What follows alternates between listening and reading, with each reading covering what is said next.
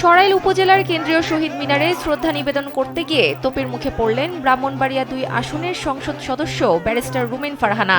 এ সময় তার আনা পুষ্পস্তবক ছিঁড়ে ফেলার অভিযোগ উঠেছে দলীয় নেতাকর্মীদের বিরুদ্ধে। শনিবার রাত ১২টার দিকে সরাইল কেন্দ্রীয় শহীদ মিনার প্রাঙ্গণে এ ঘটনা ঘটে। পরিস্থিতি উত্তপ্ত হয়ে উঠলে কর্মী সমর্থকদের প্রহরায় শহীদ মিনার এলাকা ত্যাগ করেন তিনি। প্রত্যক্ষদর্শীরা জানান, আন্তর্জাতিক মাতৃভাষা দিবস উপলক্ষে রাত ১১:১২টার দিকে শহীদ মিনার প্রাঙ্গণে পৌঁছান রুমিন ফারহানা। পুষ্পস্তবক নিয়ে শহীদ বেদির সামনে দাঁড়িয়ে থাকাকালে সরাইল উপজেলা বিএনপির সাবেক সাধারণ সম্পাদক আনোয়ার হোসেনের নেতৃত্বে একদল নেতাকর্মী সেখানে এসে ভুয়া ভুয়া স্লোগান দিতে থাকেন।